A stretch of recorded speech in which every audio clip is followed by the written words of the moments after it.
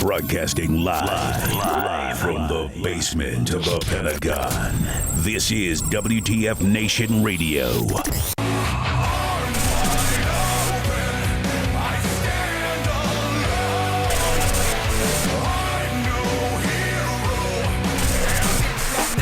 Underground, thunder bounce and I stop the ground like a million elephants, a silverback orangutan. You can't stop the train. Who wants to don't come? Welcome to the jungle. We got fun and games. We got everything you want. Some folks are born made to wave the flag. Ooh, they're red, white, and blue. Run to the hills. Run now. Let the bodies hit the floor.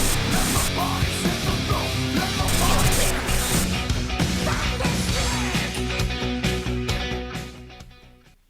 Happy end of the world, everybody. Yes, that's right. It's Wednesday, the 9th of November, 2016. And last night, I guess the elections were done and over with. I know not all the votes are being counted yet. There's still some states with like 98, 99%. But for the most part, it's done and over with. That's it. Just one night of pain and misery or celebration. Depends which side of the fence you were sitting on.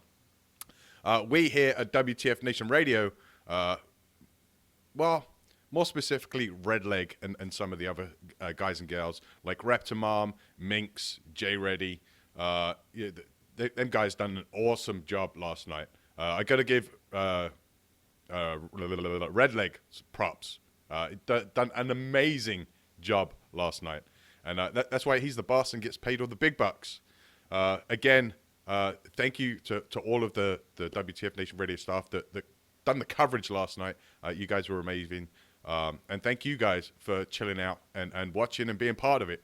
It was a blast. For the short period I was on, I had a lot of fun. How did the night go for you, Reptimam? Oh, I mean, it was a long-ass night, I'll put it that way. I mean, we were having a great time, and we had a great time for the entire thing. And just, we were just getting impatient with states like Wisconsin and Pennsylvania. I know, right? And of course, Alaska, poor Alaska, where their votes never are counted, actually. I mean, their votes are counted. It's just, they get them in so late. By the time they get them in, the election's already called. Yeah. Yeah, so last night's broadcast went on for a record for us for a whole 6 hours and 30-something minutes, which was insane. Because if you're a regular follower of the show, we generally do 3-hour shows. We do 2 hours during lunchtime, but 3 hours at night. But since last night was a huge event, 6 hours and 30-something minutes. Damn. That shit was insane. At some point, I got too drunk and passed out. Yeah, that's why I kind of disappeared. Yeah. Honestly, I didn't abide by your orders there, Pi. I didn't get drunk. I tried. It just didn't happen. Damn. Yeah, I knew I was going to be drinking last night, either celebrating or drowning my sorrows, whichever. And drinking while shit like this is going on is always fun anyway. So I told Reptimam, I was like, hey, I can't be the only one with a hangover the next morning. But yeah, I guess I am the only one with a hangover the next morning. My eyes hurt. I guess I wouldn't call it a hangover, but I'm tired as fuck. So. Yeah, my eyes hurt. I remember waking up at some point last night. It was in the middle of Donald Trump's acceptance speech. I think it was towards the end of it. Kind of looked up, was like, oh, I guess Trump won, and then like passed out again. Like I don't remember anything until I woke up this morning. That's funny. Yeah. So yeah, but I heard like after I woke up this morning, I was like, okay, let's find out exactly what happened. So Wisconsin was the state that made the final decision for Donald Trump. I guess they came in, it was like, here you go. And then I also found out that now I think this is a bit of a dick move, regardless of who you are, the party, whatever. It's a bit of a dick move that Hillary didn't do any kind of conceded speech, whatever the fuck that word is, concession speech. Yeah, like you have hundreds of loyal followers out there for you. and you end up sending some random dude out to say, hey, Hillary's going to wait until the final vote before she says anything, so go home, come back tomorrow. Like, that's pretty screwed up, especially when you've already conceded and you've called Trump and you said, hey, good job, do your best, congratulations, all that kind of stuff. Like, why wouldn't you then just go out and just and make the speech? To me, that doesn't make sense. I don't know. Maybe there's something behind it. I'm not sure, but yeah. So I don't know. I thought it was a dick move too. So yeah, to me, it's just like it was almost like, well, I didn't get what I want, so I'm not going to do this. Like toddler, little grade school kid bullshit. So in case you guys are unaware, Hillary literally just ended her speech maybe 10 minutes ago. Well, maybe 15 minutes ago.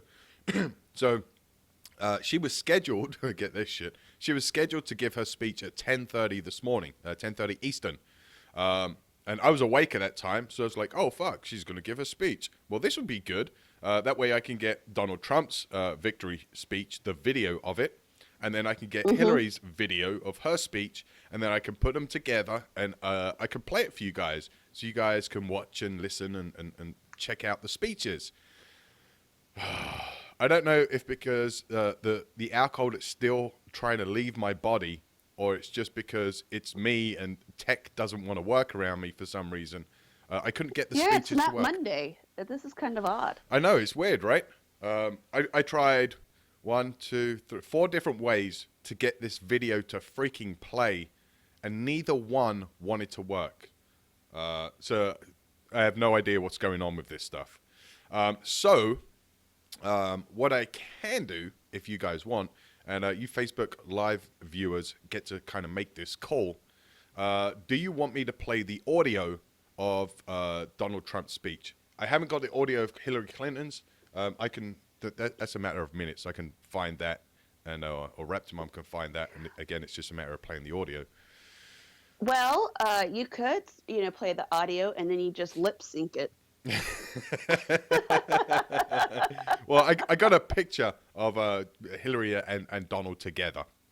So you would see that image, or you would see this image, me, Pi, the face of radio. But Trump went on for 15 minutes during his victory speech.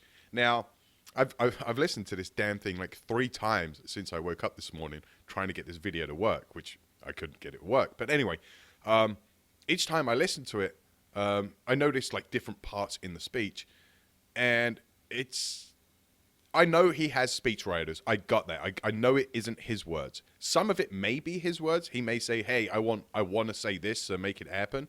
But the speech overall was, I guess, humbling. He at no point I agree. did he make it about himself. If anything, he made it about everybody. The only part of it that I would criticize was at the end. It was almost like Mike Pence was a second thought, that he kind of forgot about him. That's the way I kind of seen it. It was like, and Mike, thanks for Mike, or thanks to Mike. That's the way I looked at it. So I don't know. Maybe the script was messed up. Maybe not. I kind of took it as they looked really fucking tired. Oh yeah. His son standing behind the speech, like his youngest son Barron, he's just kind of like standing there, like it looks like his expression's like, I just want to go to fucking bed. Right. Oh, I know, right? So Scott in Facebook Live says, "You look high, are you?" No, I'm hungover. Is the answer to that question? Yeah, I don't look too good when I'm hung. I mean, I don't look too good on best of days, but my hungover look is definitely not the look. All right, so from what I've seen in Facebook Live, the majority of you guys want to hear the Trump acceptance speech. So while I play this for you guys, we in the background, myself and Reptimum, will try and hunt down a playable version of Hillary's speech that she just gave, and we'll see if we can play that for you. But until then, check out Trump's speech, And listen to it carefully, because I thought it was a good speech, especially coming from Trump. And again, I know he didn't write it, but I'm sure he had some kind of input into it. So check this out. Begin the urgent task of rebuilding our nation and All right, I'll be right renewing back. the American dream. I've spent my entire life in business looking at the untapped. Sorry to keep you waiting. Complicated business. Complicated. Thank you very much.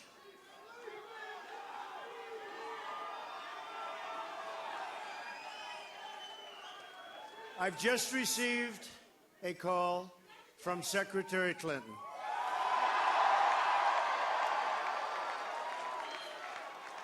She congratulated us, it's about us, on our victory.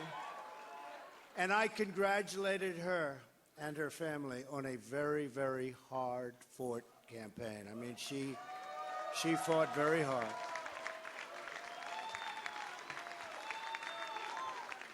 Hillary has worked very long and very hard over a long period of time, and we owe her a major debt of gratitude for her service to our country. I mean that very sincerely. Now it's time for America to bind the wounds of division. Have to get together. To all Republicans and Democrats and independents across this nation, I say it is time for us to come together as one united people. It's time. Working together, we will begin the urgent task of rebuilding our nation and renewing the American dream. I've spent my entire life in business looking at the untapped potential in projects and in people all over the world. That is now what I want to do for our country. We are going to fix our inner cities and rebuild our highways, bridges, tunnels, airports, schools, hospitals. We're going to rebuild our infrastructure. We have a great economic plan. We will double our growth and have the strongest economy anywhere in the world. At the same time, we will get along with all other nations, willing to get along with us. They will be. We'll have great relationships. We expect to have great, great relationships. No dream is too big, no challenge is too great. Nothing we want for our future is beyond our reach. America will no longer settle for anything less than the best. We will seek common ground, not hostility, partnership, not conflict. And this was tough. This was tough. This political stuff is nasty and it's tough. It's been what they call a historic event. But to be really historic, we have to do a great job. And I promise you that I will not let you down. We will do a great job. We will do a great job. I look very much forward to being your president. And hopefully at the end of 2 years or 3 years or 4 years or maybe even 8 years, you will say, so many of you worked so hard for us, but you will say that that was something that you were very proud to do, and I can thank you very much. And I can only say that while the campaign is over, our work on this movement is now really just beginning.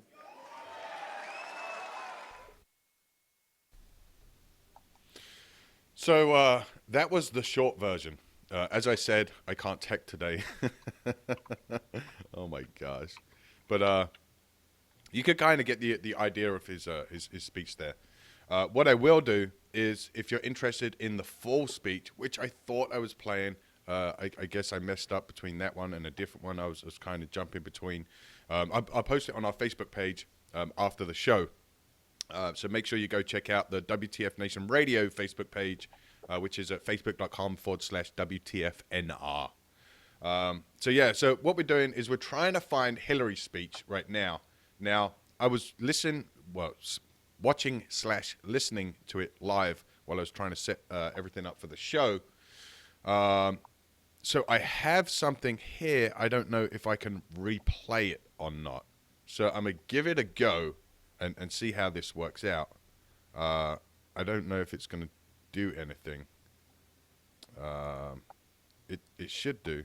So Mike Cain, was that his name? Mike Cain? Tim Kaine. Tim Kaine. Tim Kaine, there you go. Tim Kaine came up before Hillary and just said a few things.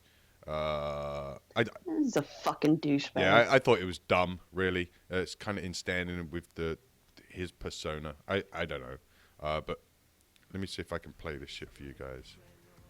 I got to find the right portion. And I don't know even know if it's going to be loud enough. All right, here we go. Here's Tim Kaine coming up on stage. Let me turn this shit up. Thank you so much. Thank you so much.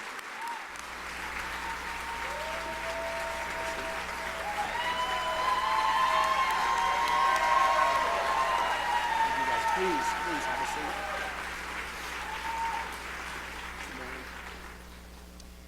My wife Ann and I are so proud of Hillary Clinton.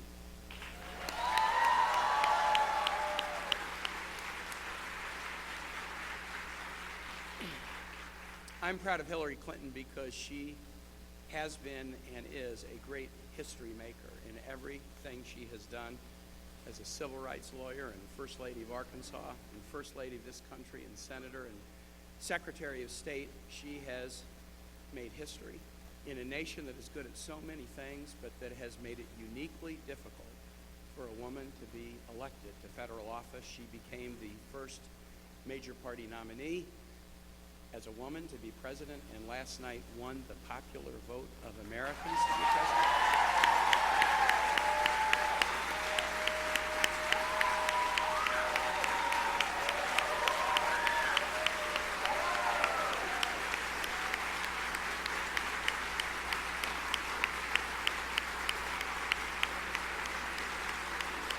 That is an amazing accomplishment. It is an amazing accomplishment. I'm proud of Hillary Clinton because, in the words of Langston Hughes, she's held fast to dreams. She was inspired at a young age to an epiphany that if families and children do well, that's the best barometer for whether a society does well. And in everything she's done, she's focused on that. We know she would have made history as a president in one sense, but we never have had a president who's made their whole career about the empowerment of families and children, and I was as excited about that in the Oval Office as I was excited to have my friend Hillary there and make history as the first woman president. I'm excited and proud of Hillary because she has built such a wonderful team. There's a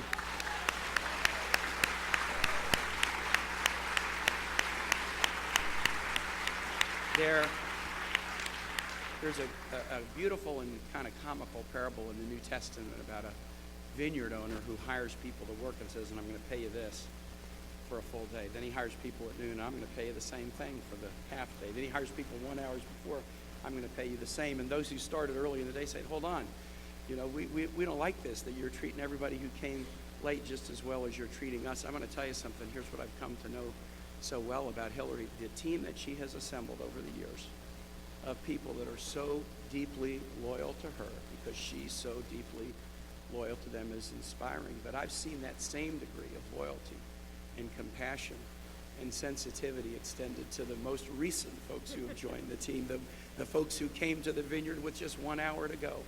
Her loyalty and compassion of Hillary and Bill to people. If you're with you, you're with you, and that is just something so remarkable. And finally, I'm proud of Hillary because she loves this country. Nobody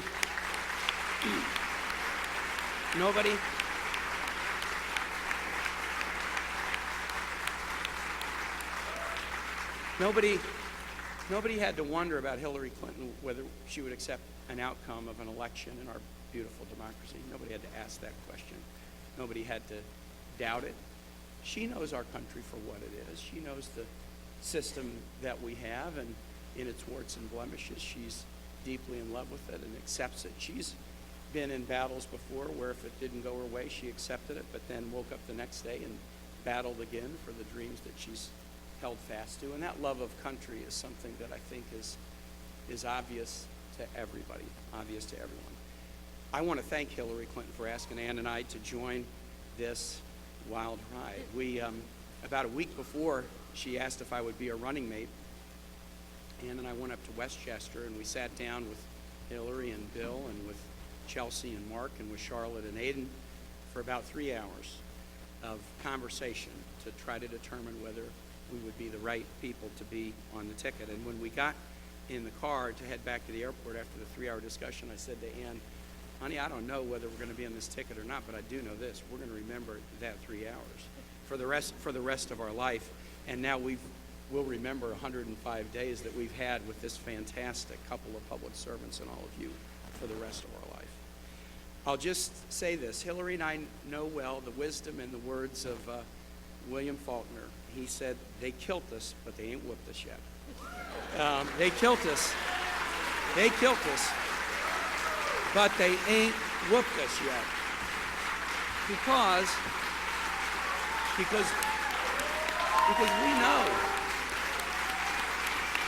we know that the work remains.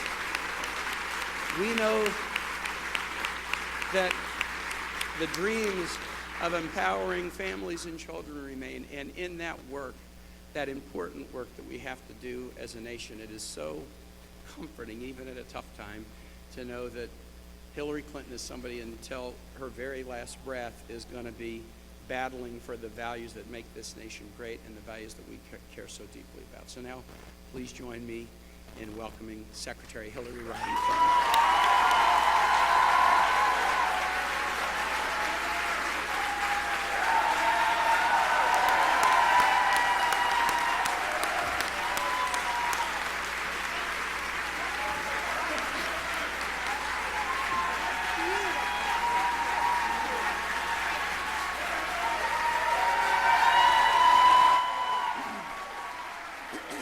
This is Hillary now. Thank you.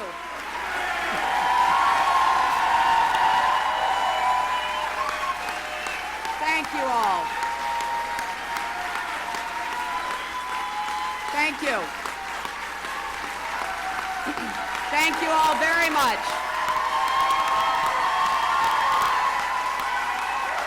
Thank you.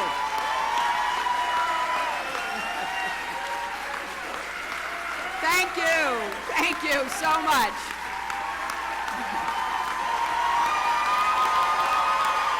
Very rowdy group. Thank you, my friends. Thank you. Thank you. Thank you so very much for being here. And I love you all, too.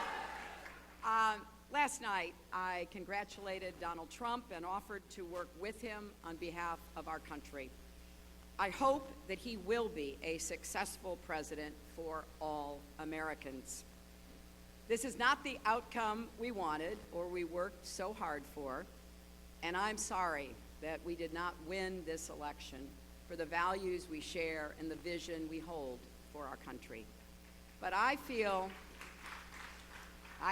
pride and gratitude for this wonderful campaign that we built together, this vast, diverse, creative, unruly, energized campaign. You represent the best of America, and being your candidate has been one of the greatest honors of my life.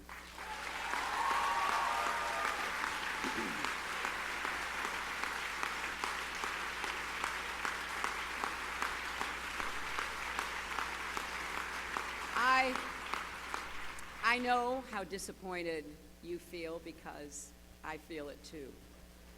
And so do tens of millions of Americans who invested their hopes and dreams in this effort.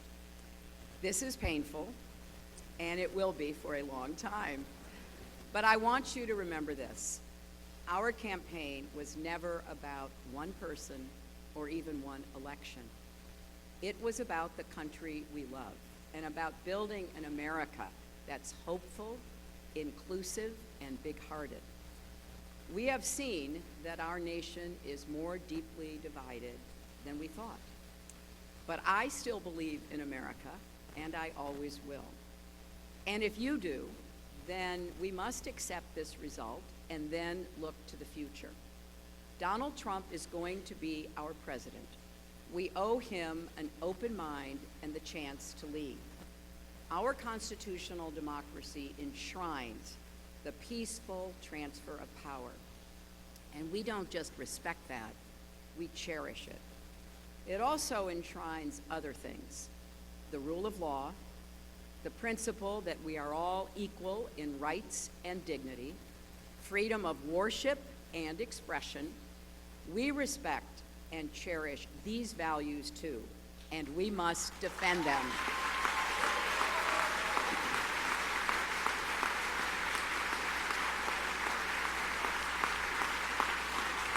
Now, and let me add, our constitutional democracy demands our participation, not just every 4 years, but all the time. So let's do all we can to keep advancing the causes and values we all hold dear, making our economy work for everyone, not just those at the top, protecting our country and protecting our planet, and breaking down all the barriers that hold any American back from achieving their dreams. We've spent a year and a half bringing together millions of people from every corner of our country to say with one voice that we believe that the American dream is big enough for everyone, for people of all races and religions, for men and women, for immigrants, for LGBT people, and people with disabilities, for everyone.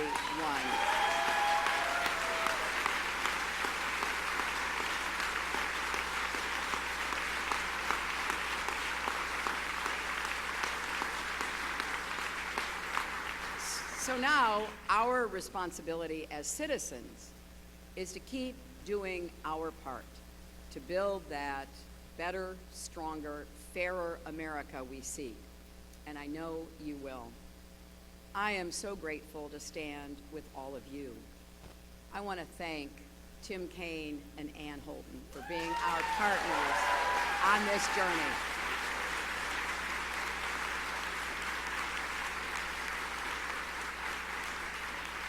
It has been a joy getting to know them better, and it gives me great hope and comfort to know that Tim will remain on the front lines of our democracy, representing Virginia in the Senate.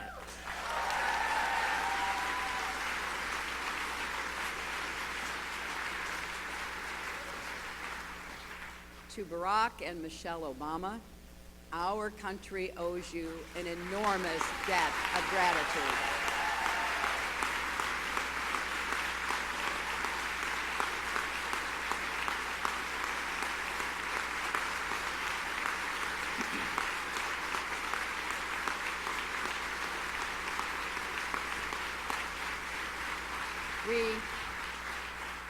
We thank you for your graceful, determined leadership that has meant so much to so many Americans and people across the world. And to Bill and Chelsea, Mark, Charlotte, Aiden, our brothers and our entire family, my love for you means more than I can ever express.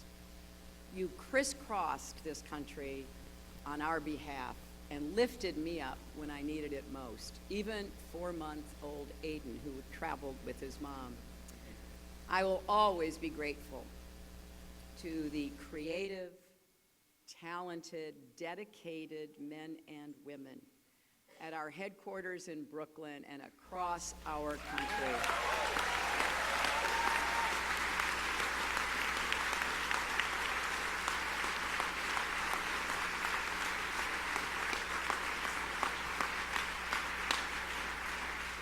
You poured your hearts into this campaign. For some of you who are veterans, it was a campaign after you had done other campaigns. Some of you, it was your first campaign.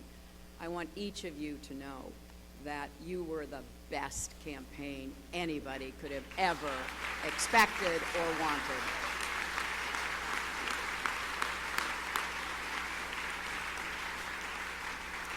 And to the millions of volunteers, community leaders, activists, and union organizers who knocked on doors, talked to neighbors, posted on Facebook, even in secret, private Facebook sites. I want everybody coming out from behind that, and make sure your voices are heard going forward.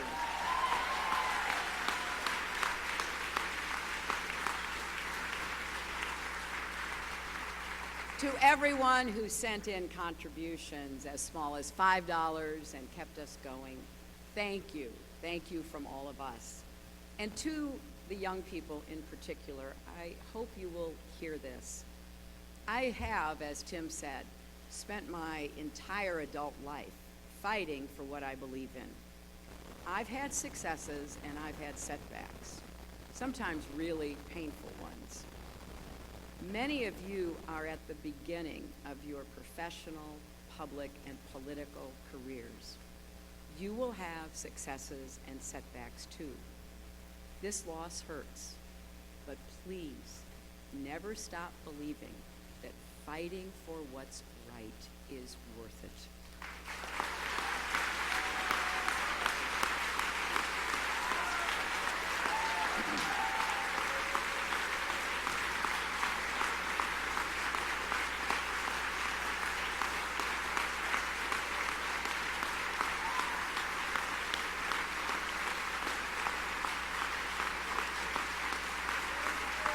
It is.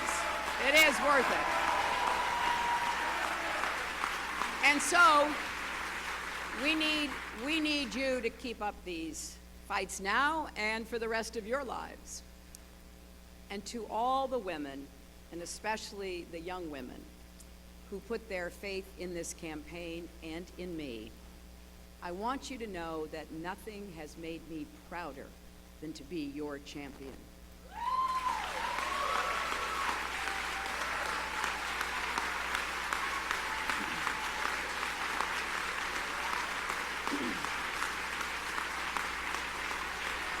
Now,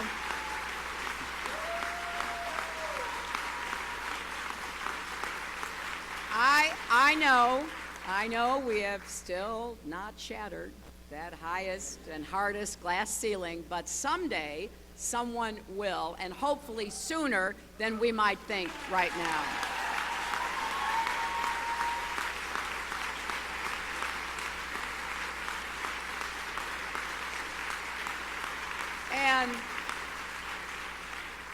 And to all the little girls who are watching this, never doubt that you are valuable and powerful and deserving of every chance and opportunity in the world to pursue and achieve your own dreams.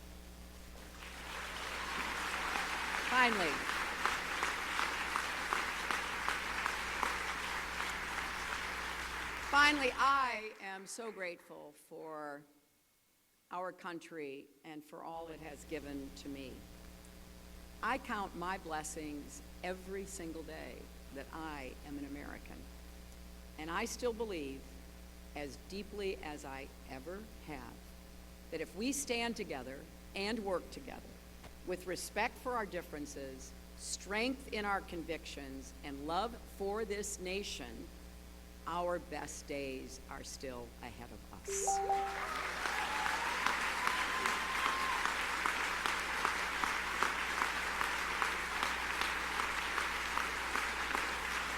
Because I believe we are stronger together and we will go forward together. And you should never, ever regret fighting for that. Scripture tells us, let us not grow weary in doing good, for in due season we shall reap if we do not lose heart. So my friends, let us have faith in each other. Let us not grow weary. Let us not lose heart. For there are more seasons to come, and there is more work to do. I am incredibly incredibly honored and grateful to have had this chance to represent all of you in this consequential election. May God bless you, and may God bless the United States of America. So check that shit out. Now, I think overall it was a pretty decent speech. I think her speechwriter's done pretty good with that. There was a couple of things in there that I do agree with for just on a general basis. And one of the biggest things was, and I think it really applies to our community specifically, is if you believe in something, even though you get setbacks and failures, keep going. If you believe something and you believe in something that's right, keep on going, keep on trying. I mean, in the military, that's an everyday thing, right? Correct. You fail every day while you're in. You fail every day while you're out. It's a constant fight. But You just get yourself up, dust off, and try again. Yeah, you keep on going to accomplish the mission. So, so for her to say something like that, okay, I give her props for that. Again, just like fucking Trump, I'm sure she had some input in the speech, but the majority of it, I'm assuming, came from a speechwriter. But overall, I think it was a pretty decent speech. Now, again, going back, why couldn't she give that speech last night? She already made the phone call to Trump saying, hey, congratulations, you've won. And she already kind of bowed out. So why couldn't she do that last night? I mean, I know I said earlier, for her not doing it, it's kind of like, well, I didn't win. I'm not going to give my speech now. Yes, she waited until today. But then again, I guess as devil's advocate, maybe she wanted to be, and then I guess, all freshened up and stuff? Like take a knee and then, kind of regroup, her thoughts and then do the speech because I'm pretty sure she was pissed off last night. Oh, yeah. So, but, I mean, so was every other presidential candidate that lost. I mean, I'm not a historian by any means, but have there ever been any other candidates that said, screw it, I'm not giving the speech tonight and waited until the next day? No. Yeah. So, I mean, why now? Like, why did she all of a sudden do that? It's kind of like, the losing team, instead of, like in baseball, basketball, at the end of the game, they go and they shake hands or clap hands or do the good game thing. And it's like the losing team just was like, fuck this, we're leaving. Yeah.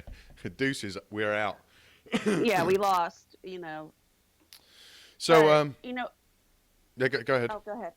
I was going to say in that speech, like, she mentioned that she told Donald Trump she was willing to work for him or work with him. And all I could think is like, look here, woman, American has spoken. We do not want you in office anymore. Right. Like, retire in jail or something. Yeah. I've said it before behind the scenes. But I think, now I don't know if it's actually going to happen or not, because there would be, I guess, somewhat hell to pay. It definitely looked fucking fishy. But Obama has the power to pardon her before he leaves office. So, like, on his last day, just go ahead, pardon her for all her dumb shit, and then it's done. No one can do shit about it. Not even Trump can do anything about it. Because if you remember, part of his campaign thing was that she's going to jail. Mm-hmm. Well, she's not going to jail if Obama pardons her. Well, if he does pardon her, it'll make everything that has been, pulled out in those emails and, throughout, what WikiLeaks released and what Anonymous has released. Like, it just goes to show that that party is so far corrupt right now. Right. So, yeah, it will look very fishy. And I think, I don't know if he is or isn't. But, then again, it's up to the FBI to go ahead and keep pursuing this case, which, I mean, I hope they do. But then again, they can get her on something else besides those damn emails. Yeah. I mean, look what happened to Al Capone. They got him on tax evasion. Yeah. Not his whole, organized crime, ring, but they got him on tax evasion. Right. So, um, she's going to get it eventually, whether it's through some other avenue or whatever. It's going to come back and bite her in the ass.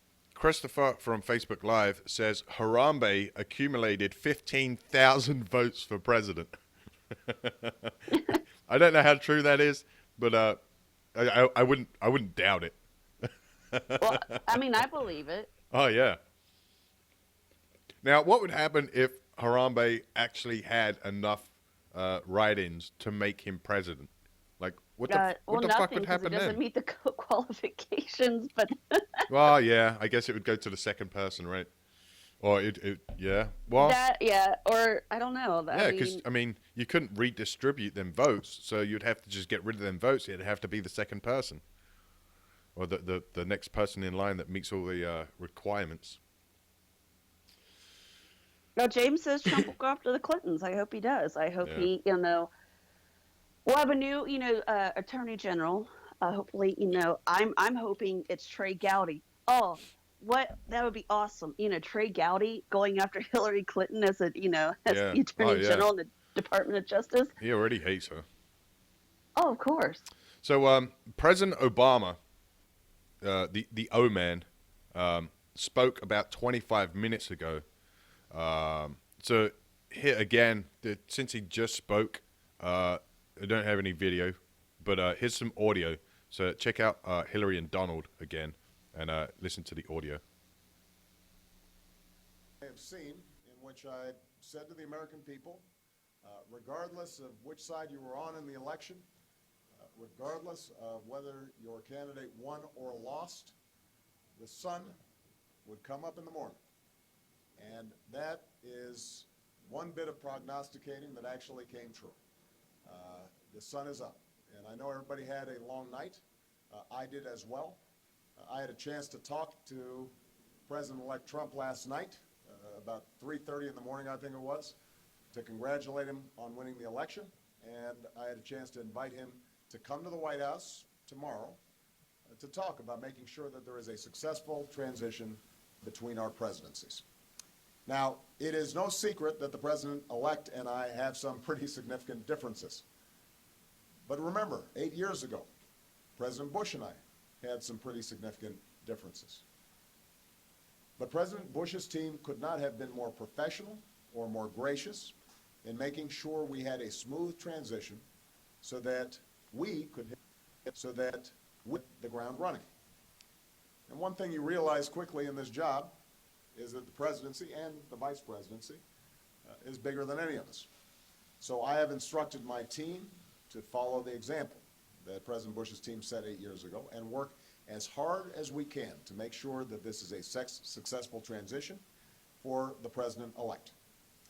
Because we are now all rooting for his success in uniting and leading the country.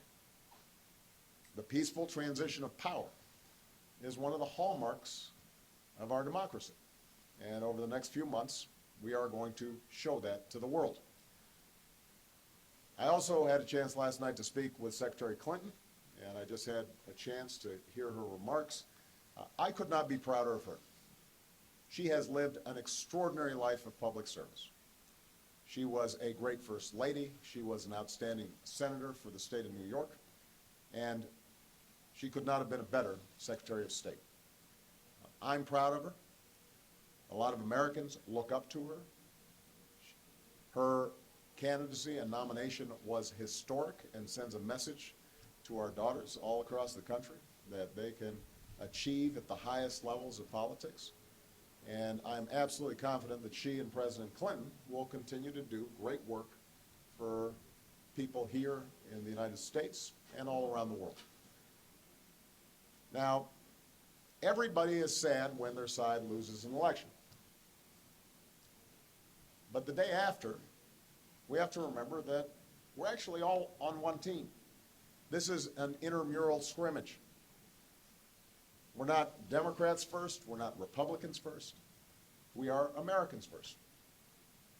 We're patriots first. We all want want what's best for this country. That's what I heard in Mr. Trump's remarks last night. That's what I heard when I spoke to him directly, and I was heartened by that. That's what the country needs. A sense of unity, a sense of inclusion, a respect for our institutions, our way of life, rule of law, and a respect for each other. I hope that he maintains that spirit throughout this transition, and I certainly hope that's how his presidency has a chance to begin. I also told my team today, because remarkable work that they have done day in, day out, often without a lot of fanfare, often with a lot of attention. Work in agencies, work in obscure, make government run better and make it government run better, more responsive, and make it more efficient and make it more service friendly so that it's actually helping more people. That remarkable work has left the next president with a stronger, better country than the one that existed 8 years ago. So win or lose in this election, that was always our mission. That was our mission from day one.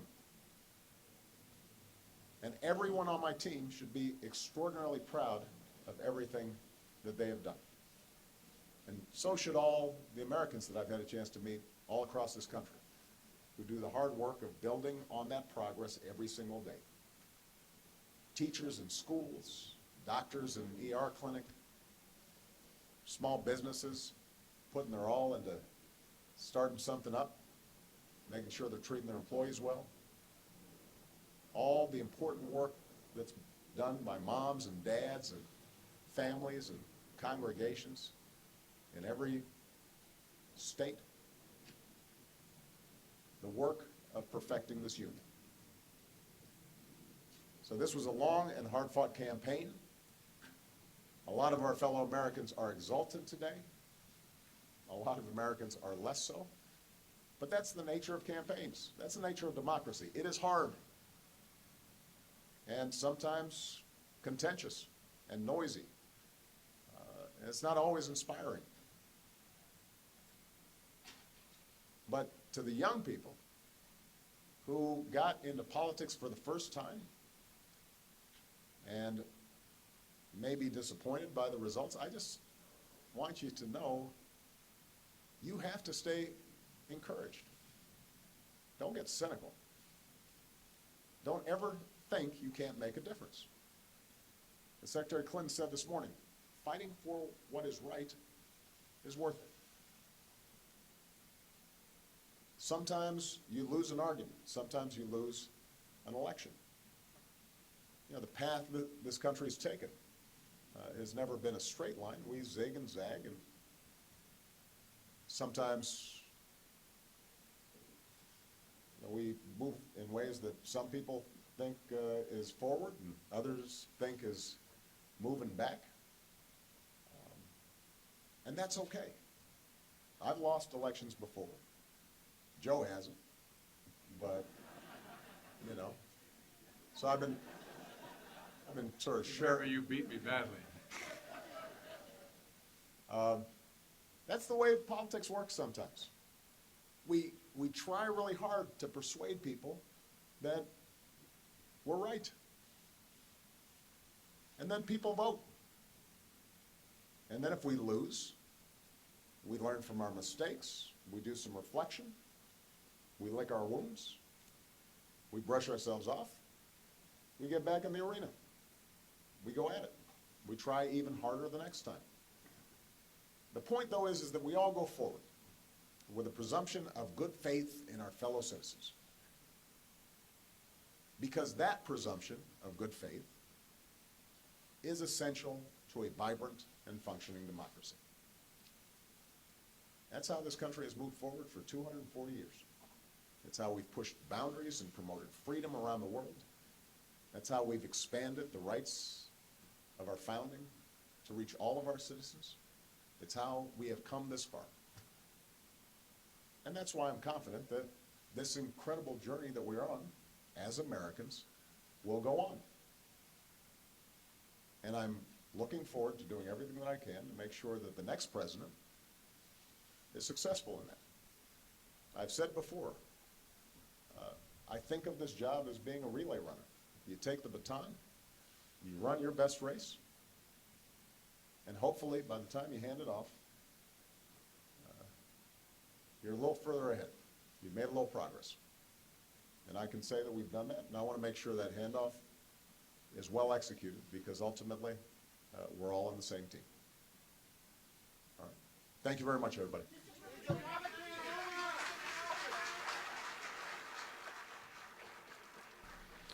So that was President Obama's speech about 25 minutes ago. It's a decent, generic kind of speech, I think. Nothing too crazy. I mean, I agree. There's, I mean, if you would have came out there all, huff and puff and pissed off that, Trump was president, it wouldn't look good for him at all. Yeah. Go ahead. That's one thing I got to give Obama. Whereas he's definitely done some shit that presidents shouldn't do, such as campaigning. I like to think on the outside, at least, in the public view, he's very unbiased. He just says what it is, as far as like his speech right there. He said good shit about Trump, said good shit about Clinton, and said, hey, that's the way the cookie crumbles. Shit happens. Just deal with it. Now we move forward. Well, he's always been an excellent public speaker. Yeah. I'm sure that he has a lot to do with his speeches. It seems like it, because I mean, I know they all have teleprompters for the most part, but it doesn't even seem like he reads off of a teleprompter. And I know he kind of goes off script quite a bit, and you can't really tell any differences when he does. I know a few times in that particular speech, he was kind of humming and hawing. But apart from that, I mean, you don't really know when he is or isn't off script. So yeah, I mean, he's a great public speaker. There's a few things I did find interesting in his speech. He was talking about unity and respect and Americans coming together, which, the reason why I find it interesting, because the past 8 years of his presidency, we have been so divided.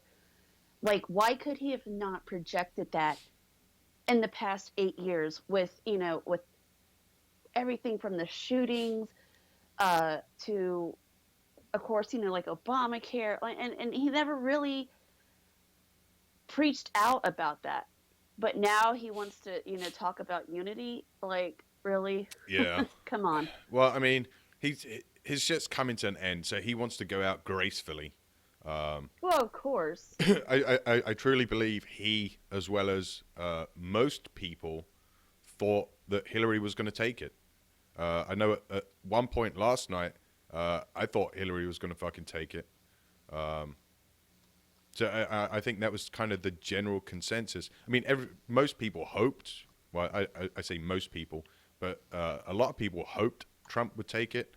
But I think deep down, people felt that Hillary would end up snatching it up for one reason or another, through rigged polls, through legitimate freaking whatever. I think a lot of people, for the most part, thought Hillary was going to end up taking it. I did too, because with all the emails that were coming out and what they did to Bernie Sanders, that I was so in reserve about this election, how it was going to go. I thought so too, but then again, I mean, if she did take it, and it would go to prove our suspicions. It would prove that those emails were correct. So yeah, and I was kind of thinking about that today, this morning after I woke up and started watching and reading into this shit, the portions that I passed out on. Do you think because of the whole emails that came out and all the other kind of scandals about possible corruption and all the way back from her winning the primaries, which was a big setup. Do you think that had a huge part in it to the point where they said, oh shit, the secret's kind of out, the cat's out of the bag, let's just stop what we're doing and just see what happens? I mean, I think it does have a part of it, because, well, shit. I don't even know where to start with this one. Like, Yeah. because, they're trying to pin all this stuff on Trump. And of course, that was, well, of course, mainstream media always had Clinton in the lead. Right. But I know, that was kind of affecting, some of his ratings. However, with the recent release of emails, that kind of, shifted. Right. But I think a lot of, happened is America's spoken. Like, we're tired of the, all the BS that's been going on.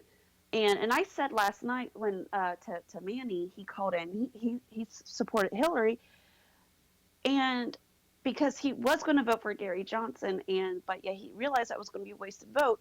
In which, like last night, we kept, showing if Gary Johnson had not ran, like, those votes probably most likely would have went to Trump.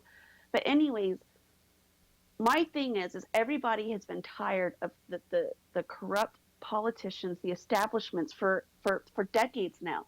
I mean, if you go and look at, George, Bush Sr., then Bill Clinton, and then Jr., and then Obama, like, they're all, working together, and we're tired of it. And if you really, really, truly want change, you vote somebody that's not a politician, such as Right. Donald Trump. Yeah, I mean, it's definitely going to be interesting. I mean, I've said it all along. President's just a figurehead. Yeah, they have some important decisions to make, and they do play a huge role in the direction of the country. But it's all the people behind the scenes, or his staff, the team, and then you got the House and the Senate that also play a big part because, I mean, they get to vote on whether shit happens or not. So it's not just going to be on Trump. You got a lot of smart people still around Of course. that's going to make shit happen. So, everyone says it's going to be the end of the world. I don't think so. I don't think it's going to be that bad. And what's interesting is the Republicans have not had the House and the Senate and the presidency since 1928. Oh, wow. So, I mean, not only was history made with, Donald Trump not being a politician, winning the election, it's also, this, the Yeah. Republicans actually have control of everything. So, and I fully, and I've said this before, Donald Trump is going to surround him with, with some of the smartest people who would do their job and look out for the best interest of Americans, not for themselves or their office, but as Americans as a whole. Yeah. I wouldn't be surprised if he brings in some legitimate businessmen to help run certain things. Because, I mean, again, the country, believe it or not, is essentially a business. Of course it is. So to have some world-class businessmen in some key positions, and I don't mean key political positions, but I mean in key positions that help with the structuring and running of certain things, I think it brings a new mindset to the way things should and could be done. So I wouldn't be surprised if he does that at all. I mean, I would hope they would turn around our national debt or deficit and bring it down. I would think he would put the right people in that job. I would hope that he fixes stuff like the Affordable Care Act, which is a complete fucking mess. Right. As Nancy Pelosi said, we need to pass it so we can see what's inside. Like, really? No. The majority of Americans have seen their health care benefits skyrocketed. So, I mean, if the Affordable Health Care Act was supposed to be affordable, then why are their premiums going up? Right. Why are, their monthly, what they have to pay out of pocket every month just to have insurance has gone up. So that's not affordable at all. Didn't he say that was going to be one of the first things he gets rid of? Or possibly, what do you want to say? Like change? Change. Like overhaul, yes. kind of fucking actually make it work? Yes. I think a lot of it has to do with, I believe in an open market. I think if they would just open the market up with healthcare, that would help a lot. Right. Like, make them compete for those benefits. Yeah.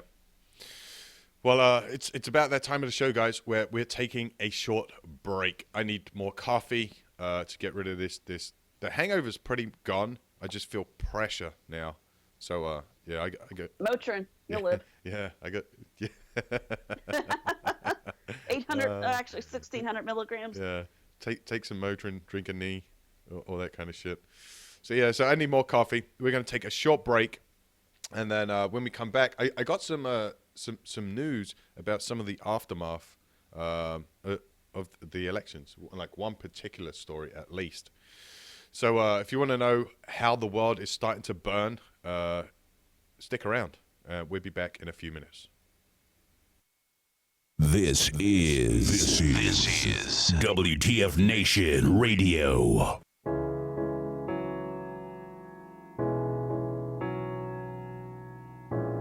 What's going on, y'all? It is me, Soldier Hall with Redcon One Music Group, and allow me to introduce to y'all Rounds Down Range Reloaded. Redcon One Music. They say I'm not the same, I never knew I made a change. Gone for many months, can't mess with someone's.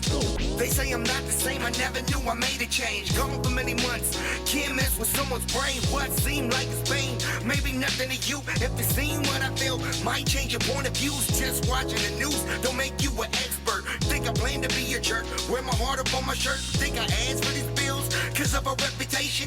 How can you understand with these tribulations? All the trials that we face, hard to stay patient. We just wanna feel peace, give a safe haven. Never been in my boots to feel the situation. Don't mention stipulations or the destination. But I gotta give you some credit. You came to aid me like the medic is there. You got this message. I'm here to tell the world that I'm feeling okay. I know I'm not the same, and can't right, I made a change. I can't tell if I change for the better, but the people all around change it like the weather. Throughout the storms, can't feel the sunlight. Gotta keep my head high, gonna be alright.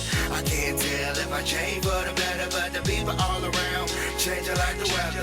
Throughout the storms, can't feel the sunlight. Gotta keep my head high, gonna be alright. And I told them I'm a changed man, and then they started judging me. When I said I was fucked up, everyone was loving me. Everything was lovely. Had much less stress, had a lot less love, but a lot more sex. And I guess that's the price you pay for growing up. Fast lane, never slowing up, now we're blowing up. Rep your set, throw it up, always gotta show 'em up. Fake friends at your funeral, only ones that showing up. Because real friends protect you until they don't respect you. Because real friends protect you until they don't respect you.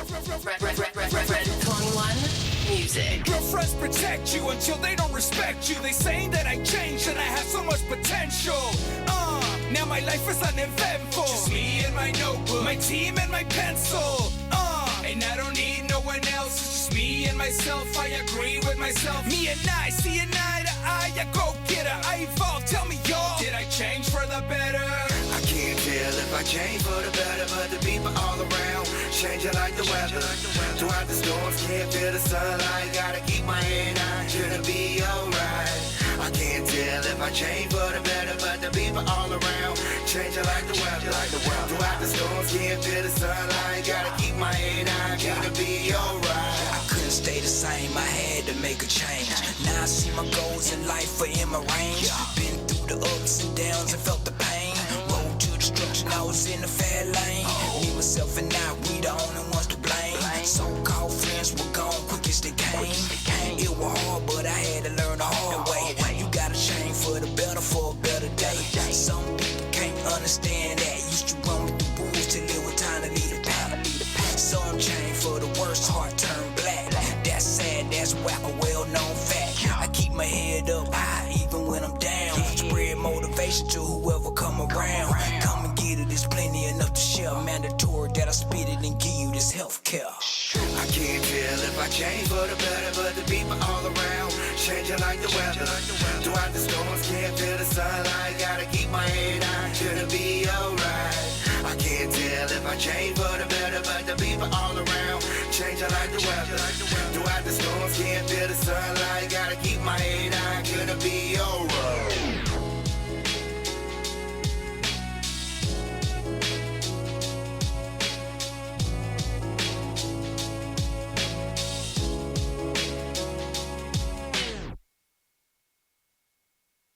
WTF Nation Radio. No lie, I'ma kill it, homie, off top. Never quitting, I'll be spitting till the beat stop. Even then, I'ma take this pen, put that bitch to the pad and make it spin. I'm winning like Charlie Sheen, on my fiend for the green like a piehead bee. Look at these hoes, they jocking me. I got albums out and they not for free. Acting hard, but you not a G. Stephen Hobbs is a prodigy, but all the hoes that's dogging me, I'm waiting for your apology. Every time you hear me yelling, I be killing every beat that I'm on. This Redcon 1, I'ma straight up murder every song. To the day I'm never gonna stop. Welcome to my I'm life. never gonna quit. All day, all night, on my grind, just putting in that work out. Welcome to my life. I'm never gonna stop. All day, all night, on my grind, just putting in that work. Yeah, welcome to my life. I'm never gonna quit. All day, all night, I'm on my grind, just putting in that work. Yeah, welcome to my life. My team's so cold and we dirty. Your team's so old and you thirsty. I be so bold when I call them out. That team go fold, begging mercy. Come on, welcome to the show. They gather around when I do my flow. Paint pictures, oh so incredible. Gotta let them know Jay is too lyrical. When I let it go, when I spit a flow.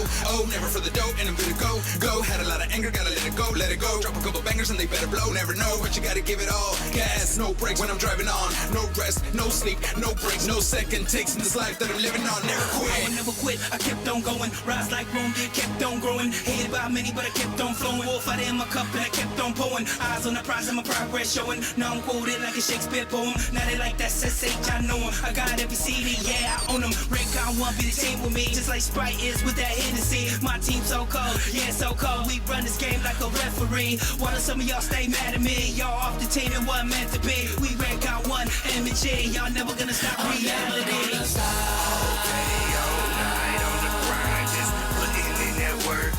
Welcome to my life. I'm never gonna quit. All day, all night, on my grind, just putting in that work out. Welcome to my life. I'm never gonna stop. All day, all night, on my grind, just putting in that work. Yeah, welcome to my life. I'm never gonna quit. All day, all night, I'm on my grind, just putting in that work. Yeah, welcome to my life. I can never stop, it's not in my DNA. I can never quit, better check my resume.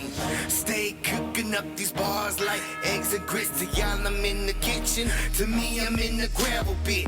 Watch who you talking to, or where you swinging at. The places that I've been, better never catch you walking at. If it's gas, it must be wet. Disrespect, I disconnect. I'm living that life, you living a lie. Listen as I testify.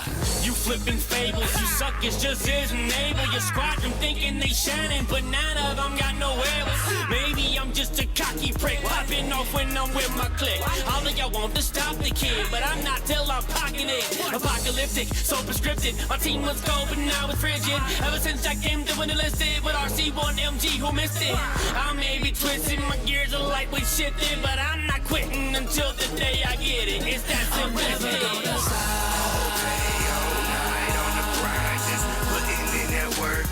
Welcome to my life. I'm never gonna quit. All day, all night, on my grind, just putting in that work out. Welcome to my life. I'm never gonna stop. All day, all night, on my grind, just putting in that work. Yeah, welcome to my life. I'm never gonna quit. All day, all night, I'm on my grind, just putting in that work. Yeah, welcome to my life.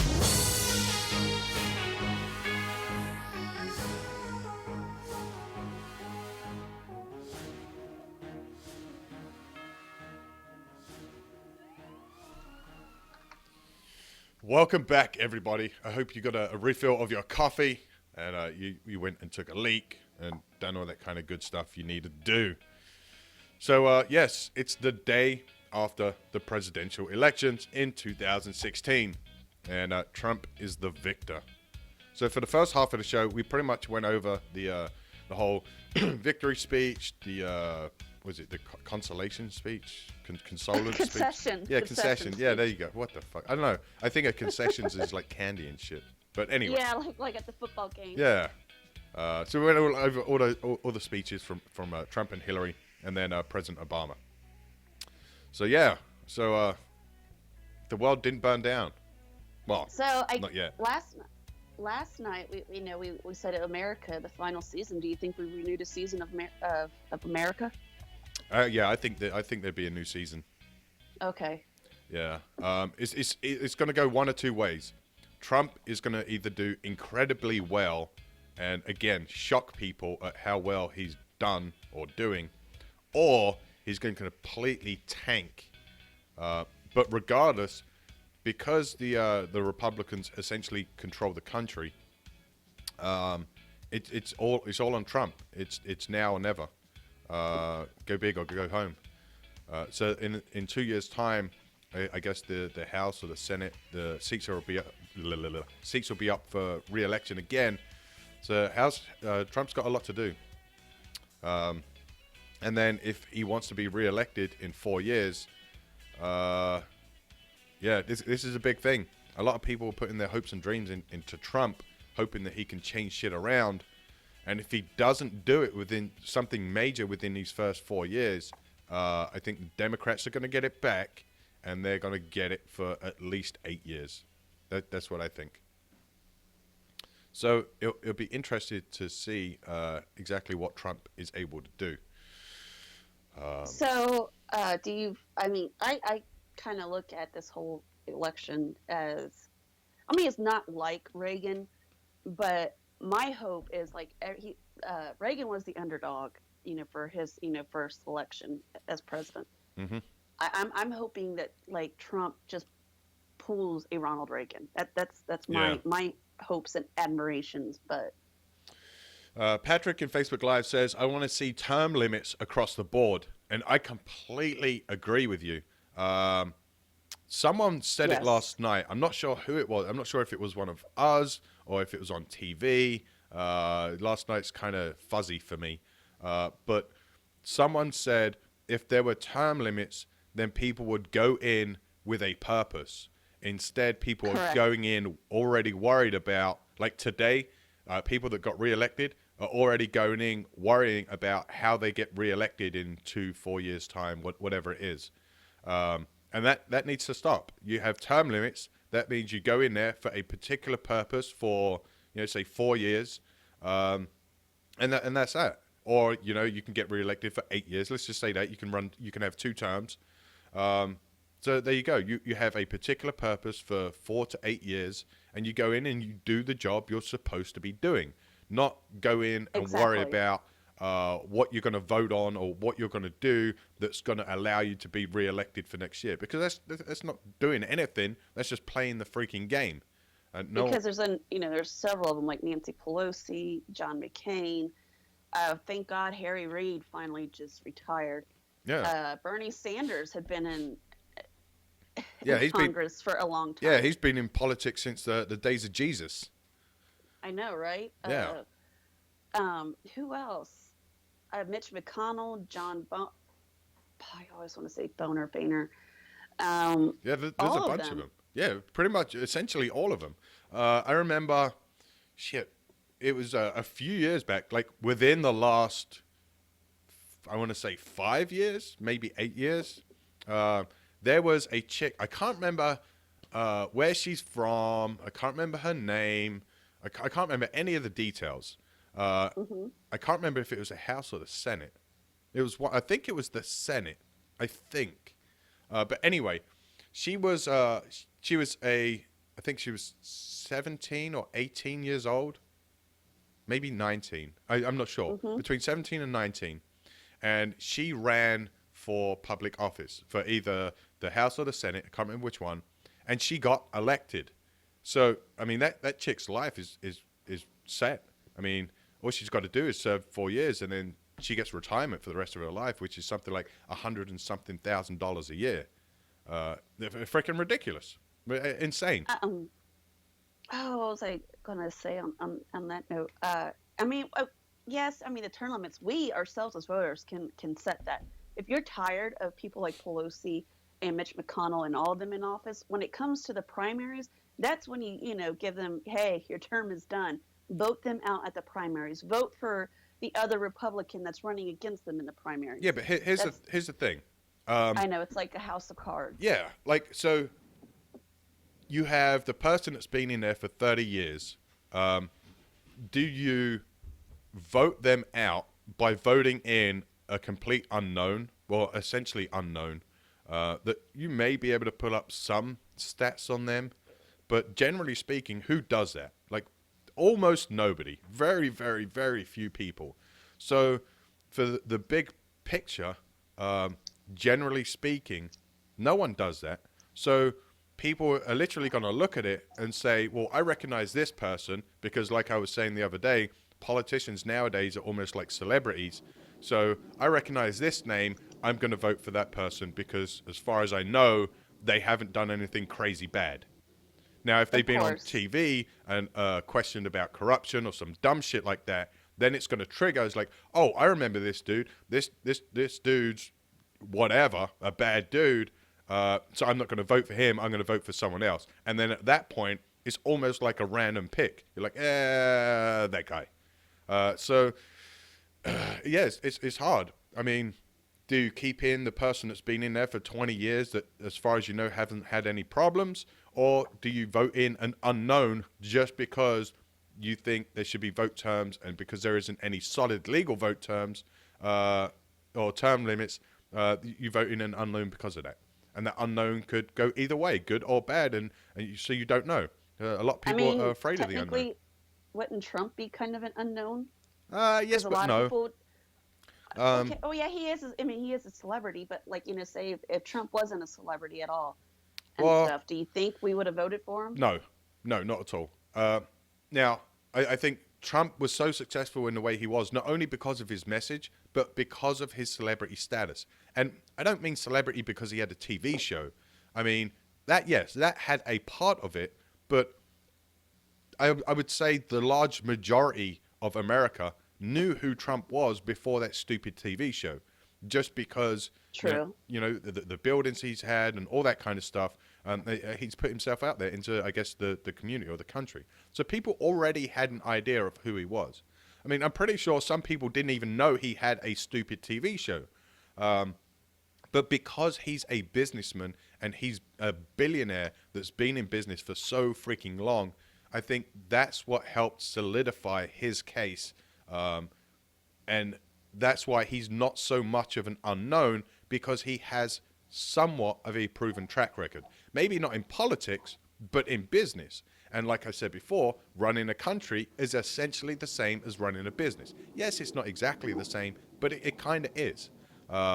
So he does have a proven track record, maybe not in politics itself, but in successful businesses, yes. So he's not that much of an unknown. And I think because of that, because of his successful business stuff, and the fact that a lot of people knew who he was, I think that on top of his message was what made him successful.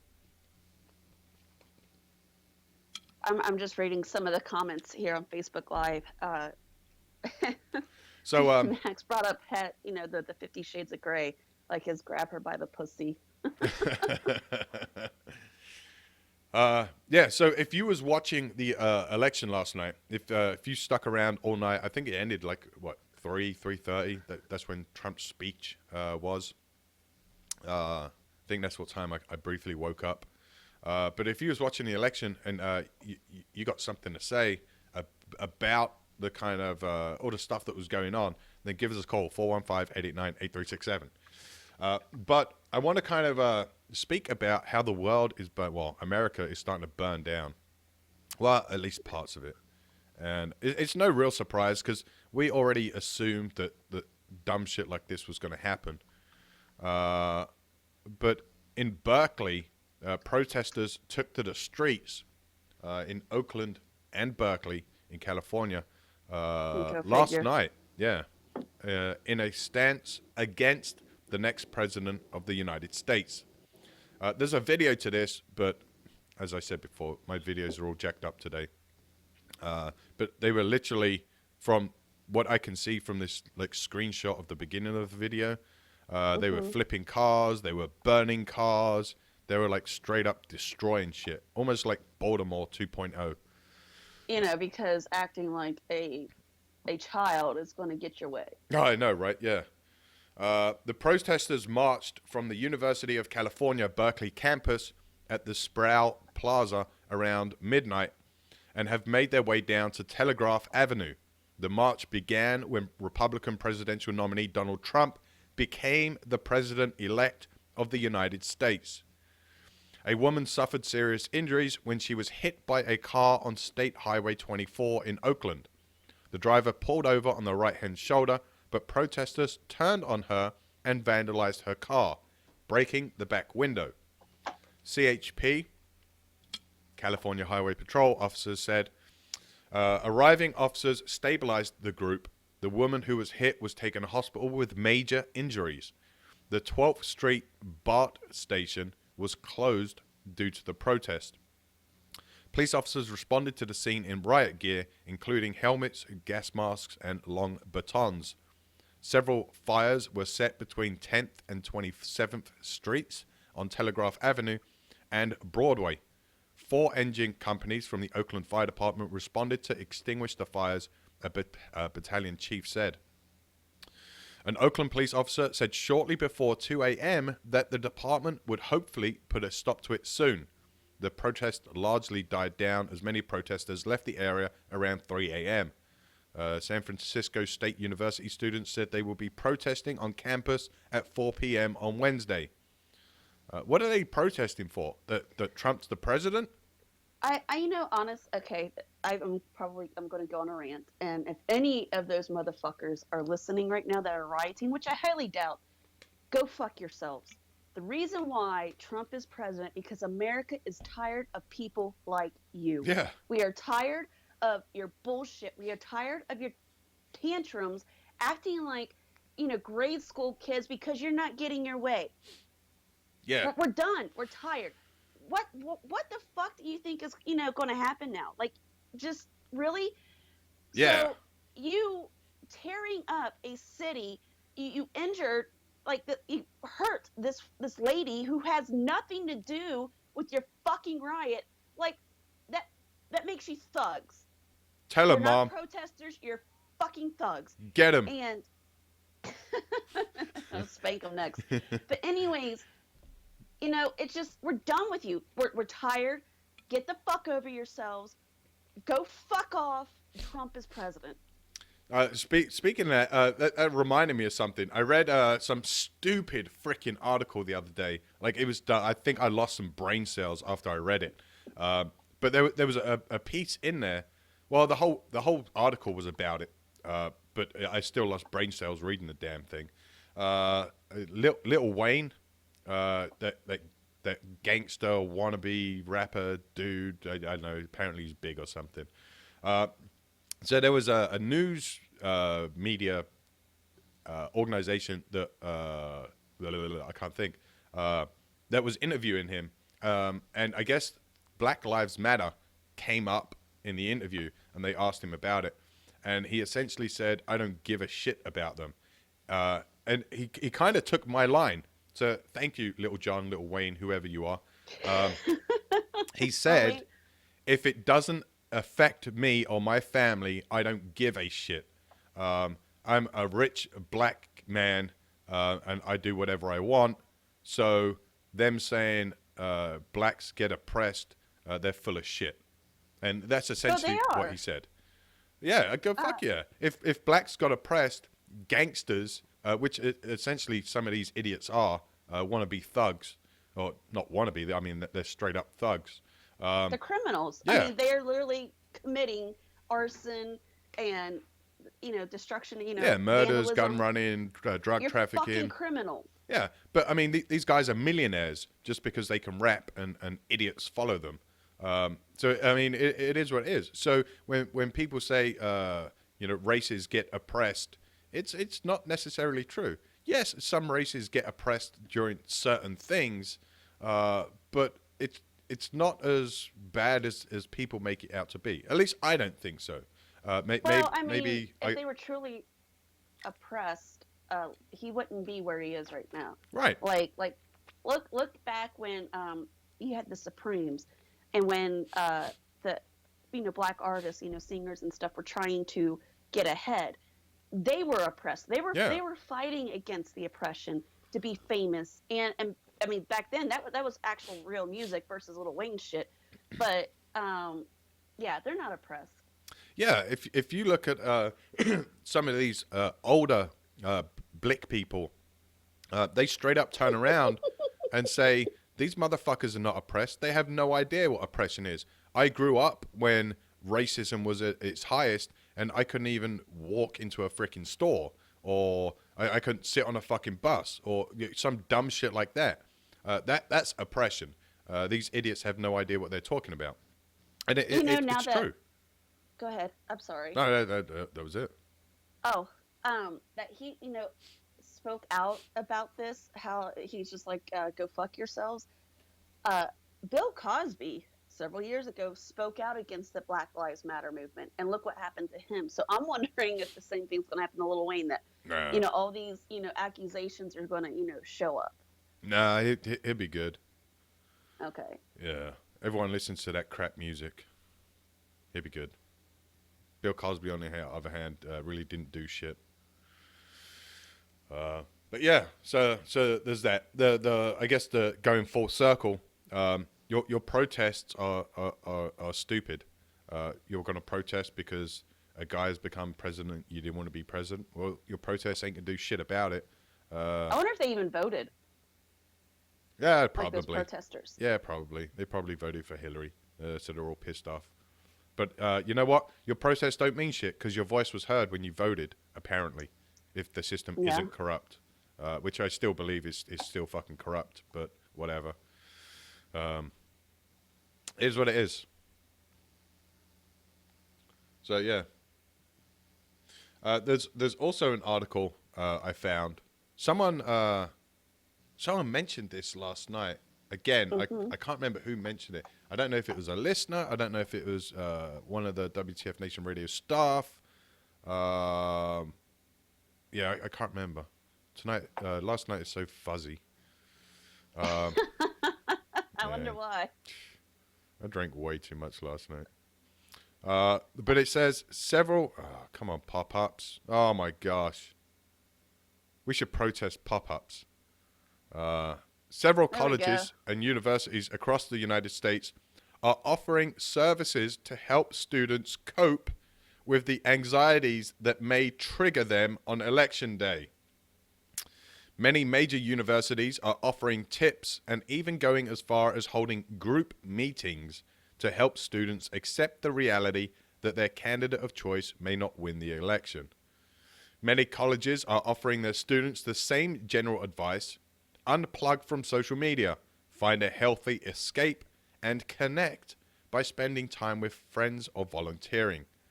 This general advice emphasizes the importance of self-care for when the students are confronted by situations that can't be moderated with a safe space. The University of Washington, there's a surprise. Wake Forest University, well, there's another surprise. The University of Illinois, again, surprise. And the University of Rochester, again, another surprise, are some of the many schools that are providing students with election stress relief guides. Other universities are taking the program one step further. Institutions like East Carolina University and Allegheny College are offering election viewing parties and post-election day decompression events that are being held in safe spaces segregated by political affiliation. Many colleges are also using the opportunity to remind students that despite the election being over, the next 4 years will continue to be troublesome and discomforting, as the election may have been for them. What is this world coming to? So, first of all, we segregate each other by race. Yes. Then we somewhat kind of get over that, and then you start seeing segregation happen again, such as black-only colleges, or I don't even know if there's Asian-only colleges or whatever, but you have shit like that. And now you're segregating people even more by having political affiliation-only parties or group meetings or this shit is dumb. Again, like I said, dear college students, fuck off. Along with the rioters. Like, you're just upset because, you got to pay your fucking student loans now. Do what every other American does. They either A, join the military for their free college. B, they get the student loans, pick a degree where they can actually fucking pay them back. Or C, get 2 jobs to help out paying your student loans. Yeah. Like, you're really, being stressed out over this election. Yeah, we were all stressed out. But, really? Yeah. You got to be that much of a fucking pussy to have counseling over an election? Yeah, it's ridiculous. Ridiculous. I mean, if you're that soft-centered that you need counseling because of an election, number one, maybe you should be voting, and number two, maybe you need to be on an island away from civilization. Yeah, call the island Safe Space Island. Yeah. Go find your fucking safe spaces. Good God. Lynn says, how's the hangover, Red Leg? Yeah, how is your hangover, Red Leg? Lynn, as beautiful and as similar as me and Red Leg look, I'm not actually Red Leg. I can find out. Yeah. I wish he'd call in so we'd know. I know he's alive because I've seen messages. But yeah, I'm kind of interesting because Red Leg normally goes to his normal day job at stupid o'clock in the morning. And when I say stupid o'clock in the morning, I'm talking between 4 and 5 o'clock. He's kind of out the door or maybe even at work. So yeah, I'd love to know how he's feeling. I had the luxury of not going to work. So yeah, so I kind of woke up a little bit late today, but still early enough to do the show. So there we go. Yeah, last night was quite an ordeal. I think collectively, as a group, we done way too much drinking. What else is new? Yeah. Way too much drinking. Oh yeah, so I think someone else mentioned this last night. The reason we do 3-hour shows is because 3 hours is our limit for as far as we go as sober. Anything over 3 hours then is just completely shit-faced, as you probably seen last night. But that was a fun night. I was only on for a bit. I was at home doing stuff with dealing with the kids and all that kind of stuff, trying to watch the election shit. And then once the kids calmed down, then I kind of called in and then I guess passed out. Last night I was laughing next time I'm not doing ab day the day before the election. I was laughing so hard. I'm like, oh no, I can't laugh. My abs hurt, but I couldn't help it. So. Yeah. Fuck going to the gym. That's too much work. I worked out for a while. I cut down on my drinking. I worked out for a while. I lost 10 pounds. Well, there you go. I know, right? And then I was like, no, working out is too much work. So I stopped working out. And I still maintain kind of give or take a pound here or there. I fluctuate a pound lower, a pound higher. So I'm still maintaining the loss of 10 pounds. That's good. Yeah. But all that 10 pounds was all the drinking I was doing. I'm not, I wouldn't say I'm fat. I just got a beer gut. What did somebody say last night? The dad bod is in, but then somebody else says, no, you have a vet bod. Yeah. It's like the dad bod, but your knees hurt. Yeah. I think Ranger Up posted something like that as well. The vet bod is in. It's kind of like a dad bod, but your knees hurt.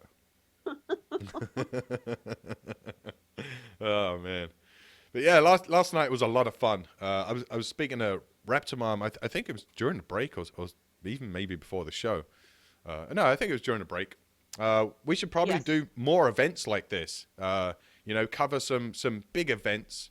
Obviously, the politics thing is kind of out the window now, but events that are relevant to our community, and just make a drinking session of it. Like, keep it relevant and fun and on topic, but we should make it fun, because I know a lot of these things. State of the Union address. Oh, yeah, there we go. State of the Union address. I think that'd be the. Wait, when is that? Is that before? Like, when does that happen?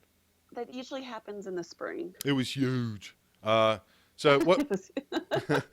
What's the next thing up? Is it the inauguration? Yes, but that's during the day though. So I guess maybe. Oh fuck. You and I can cover that. Yeah. Fuck yeah, we could do that. Some day drinking for the inauguration. The Mrs. Pie wants to try and go to that thing. Yeah. That would be awesome. I'm not too I would love keen to on go that. to an inauguration. Yeah. But I'm gonna try and, I don't know if it's gonna be too late or not, but I'm gonna try and look into it and see if we can get media passes. Oh. Yeah. That'd be Nice. pretty cool. All right. I think somebody's at my door. I'll be right back. All right. Well, you go deal with the person at the door. But yeah, so Maintenance.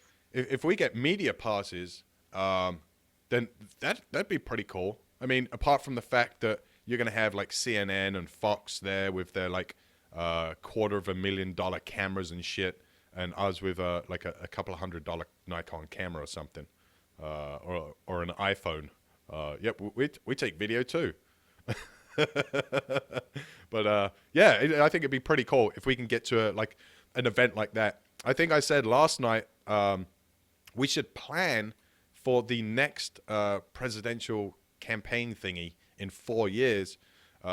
We should start getting our media credentials together now, and that way we can turn up to like the Hillary campaign or the Republican campaign and the Democrat campaign, and kind of broadcast live from there. I don't know if we can get too shit-faced while we're there, but I mean we can get involved in it a little bit more. I think that'd be kind of fun and interesting. Kyle, my hangover is slowly disappearing.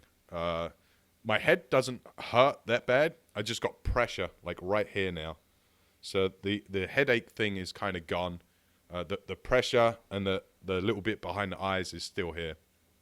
But I figured Motrin or ibuprofen and some coffee will help make that go away. But yeah. So last night was fun. So for everyone that hung out last night, thank you for joining us. I hope you had just as much fun as we did. It was a blast. It was a great freaking time. In case you missed the beginning of the show, we were actually on air last night for 6 hours and 30-something minutes. Yeah, a long-ass fucking time. I don't think there's a TV show that goes on for 6 hours, 30-something minutes. Even the news, like, switch out to different people every, like, couple of hours or so. Yeah, I don't think any one of them stayed on for, like, consistently with the same hosts and stuff. Maybe Megyn Kelly and that other dude. I hate her. Yeah. Yeah, I used to like her in the beginning. And then as time went on, not at all. I wondered how her expression was when they called Trump as president-elect. I know. Fuck you, Megyn Kelly. Oh, another thing. Jay Reddy just reminded me. Yes, U.S. Army WTF Moments Facebook page last night reached 900,000 followers. So thank you, each and every one of you. I know not 900,000 people are watching this right now, just like about 50. But thank each and every one of you for following the page. We try to push out good, funny stuffs as well as some serious stuff that helps the community. So thank you. Again, without you guys, none of this would be happening. Correct. D-Max keeps... Now, oh, go ahead. I'm sorry. D-Max keeps reminding me of the safety brief, which I have seen and I'm planning to put together. But the caveat to that is I won't be here for the Friday show. Oh, that's right. Friday is Veterans Day. Yes, Friday, and it kind of bums me out, but not really. And here's why. Friday is Veterans Day, so I kind of wanted to do something for Veterans Day because it's Veterans Day, right? Makes sense. But there's only a few things in my life that are more important than this radio station. And one of them things is my kids.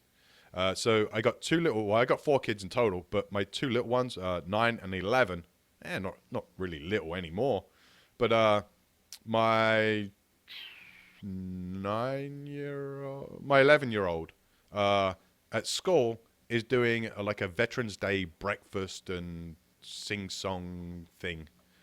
So at stupid o'clock in the morning, I'm going to go to my daughter's school, have breakfast with her, and then her and her classmates and maybe her grade are going to put on like a little mini concert, couple of songs, things as I guess a thank you for veterans.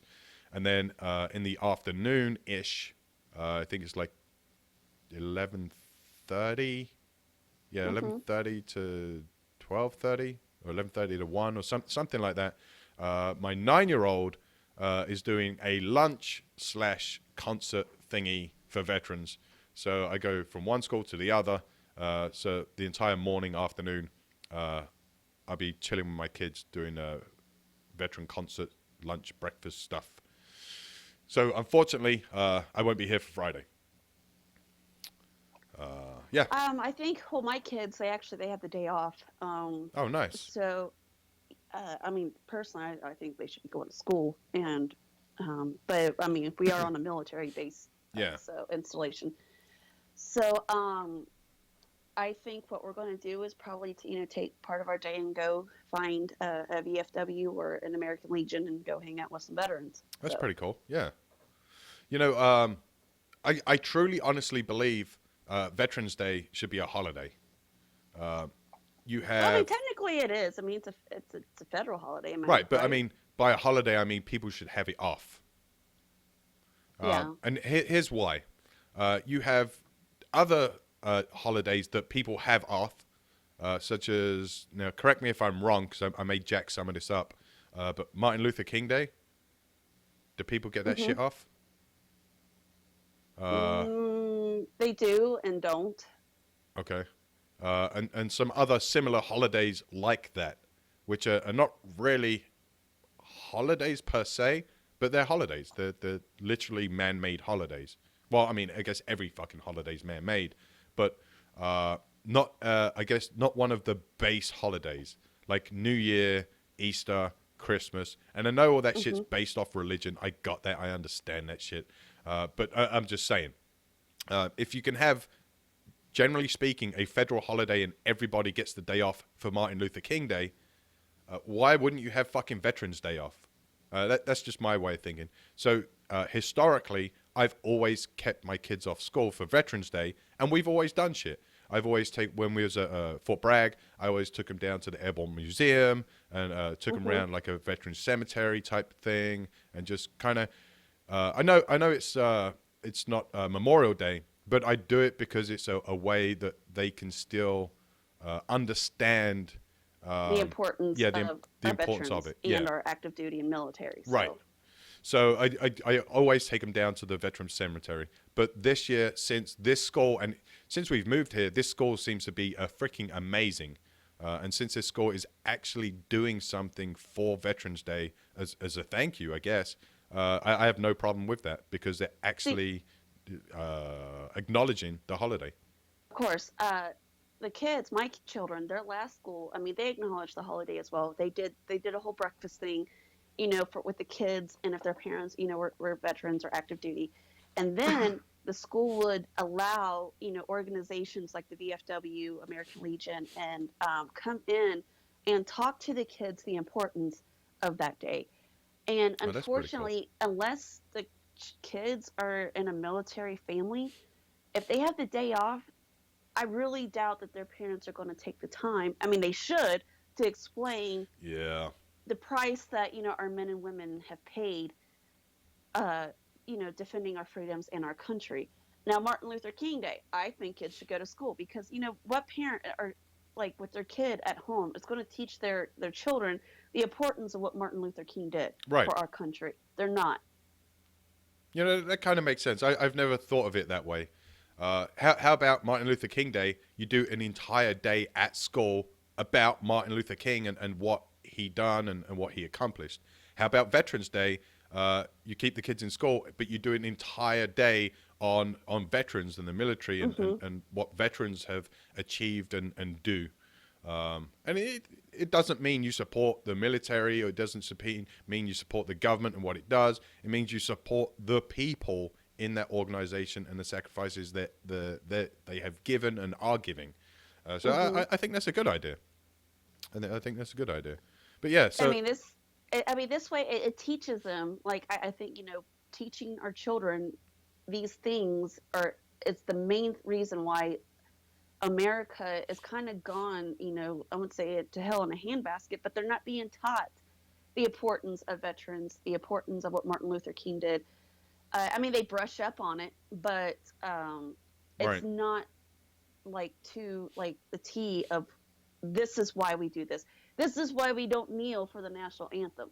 Right. This is, and no matter how your views are, whether, like last night, if you supported Hillary and you supported Trump, like no matter how, who you support, what your views are, there's the meaning of respect. Yeah. And that respect needs to be paid to our servicemen and women. Yeah, so. You have to be educated. It's like I said, I want to say Monday. I'm open to discussion on every facet of every topic. Damn, what was his name? Was it Gregory? Something like that. On the show, on Monday's show, he came into Facebook Live, said something, I can't remember what it was. And like Hillary would make a great president. Yeah, Hillary would make a great president. You may not see it now, but your grandkids will. Something like that. And I told him to call in. He never called in, but I wanted to hear his side of things. I'm not, I wasn't and am not a Hillary supporter, but I wanted to understand why he felt that way, like what his mindset was, his way of thinking. Not to berate him in any kind of way, but to understand that shit, because you don't truly understand and are not truly educated if you don't get both sides of every story. And you're correct. And last night we actually had somebody who voted for Hillary come on and defended his position. He hung in there. He did a great job. Granted, he was kind of going in circles about Trump, being a businessman. We don't need a businessman to run the country. However, we had a civil discussion last night, and I think the issue is with both sides. We have been, I guess, so uptight and on the defense, we have been kind of like at each other's throats, and we're not, it's not like people are, as a thing, like I guess they're listening to speak. They're not listening to listen to what the other person has to say. Like, what is it? You're listening to Jimmy, but you don't hear Jimmy. Correct. They're the famous words from White Men Can't Jump. The only time I get pissed off about other people's views that differ from mine is when they try to persuade you on. No, not even that. It's when they try to support their views, and it's absolute bullshit. Like they're convoluted. They have no idea what they're talking about. Like if you go back and look at some, I'm just using politics for an example. If you go back and look at some of the Bernie supporters or even some Hillary supporters, I'm voting for her because we need the first woman president. What? Yeah. I'm voting for Bernie because free college. Okay, I can understand that. But where's this money going to come from? Oh, well, he's going to do this, that, and the other. What? Like, the shit doesn't make sense. People have no idea what they're talking about. They haven't educated themselves. They just listen to a particular sentence and like the sentence and then go from there. Like they don't research or follow up or have any idea what's actually behind the topic or the subject.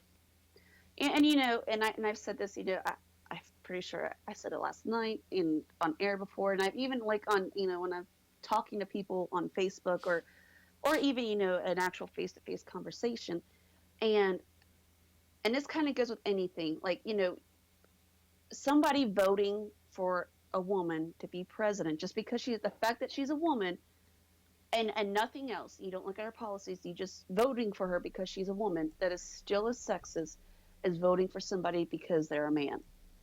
And like, with President Obama, they're like, well, we need our first black president. I'm voting for him because of that, because he's black.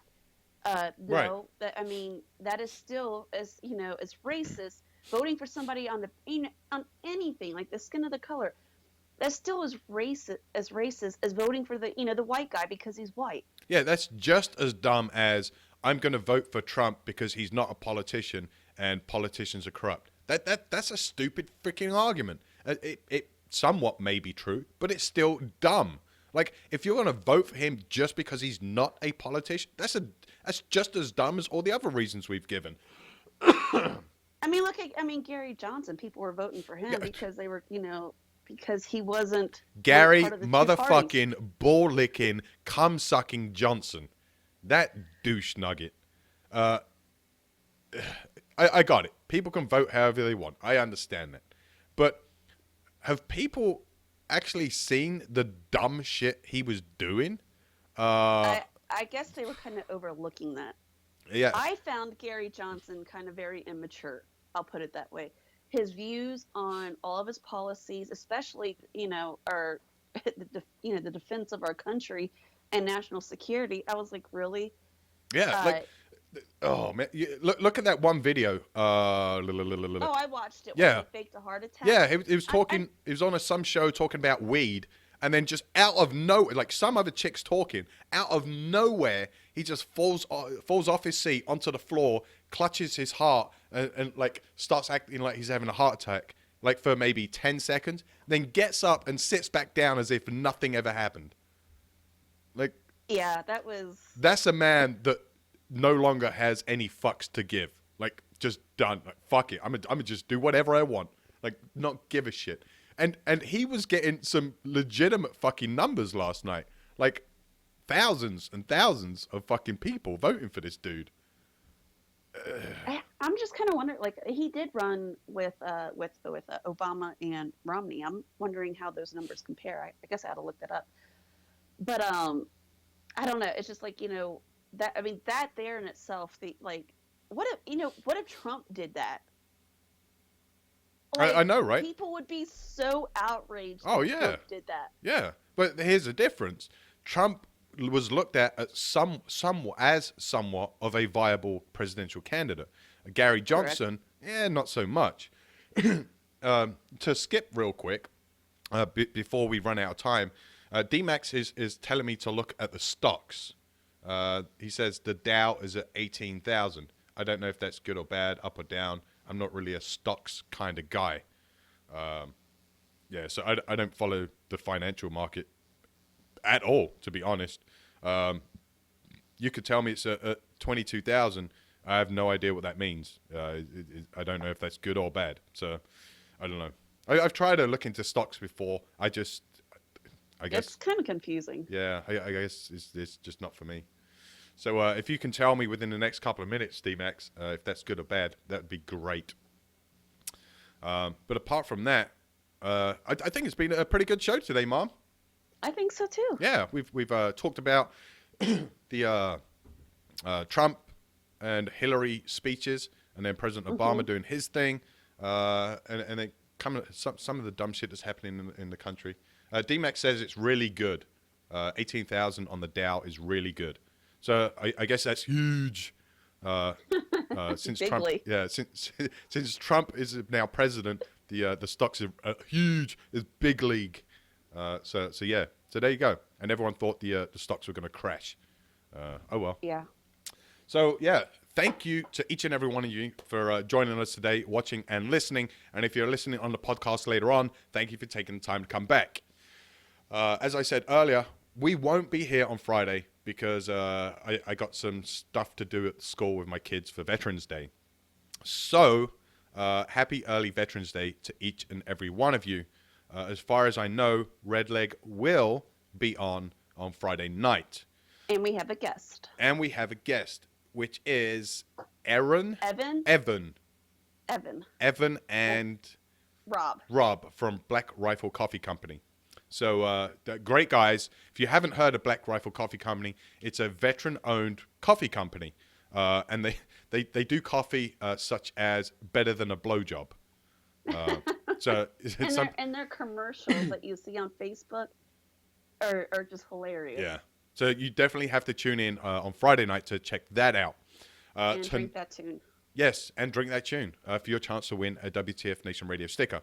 Tonight we got WTF Wednesdays with Jim and his crew. Tomorrow we have Ice and his guys with Science Training. Friday Night Fuckery. Saturday is kind of up in the air. I'm not sure who's doing Saturday, but it's a Saturday night free-for-all. Someone will be doing Saturday. Then on Sunday, we have the Green Room, and then we come back to Monday for the Monday edition with Redleg. Tuesday, I don't know what's going on Tuesday, but something's going on Tuesday. And then Wednesday, we're back here again. And then every Monday, Wednesday, and Friday, more often than not, you can find me and Raptor Mom here from 12 noon until 2 p.m. Eastern. I think I've got everything. Did I miss anything, Mom? No, just tune in tonight. And if you loved last night's show, you're going to love Friday night's show. And then, Friday night show, you'll have a chance, to win a prize. So thank you for tuning in. Yeah, there we go. What Raptor Mom said. So once again, thanks to each and every one of you, because without you guys, none of this would be possible. So from me and Raptor Mom until Monday, you guys have a safe weekend and enjoy the rest of your day. The voice of U.S. Army, WTF Moments. This is WTF Nation Radio. Well, that's all, folks. That's my line. Step aside, babe. Let a star do this. That's all! That's all, folks! Can I go home now?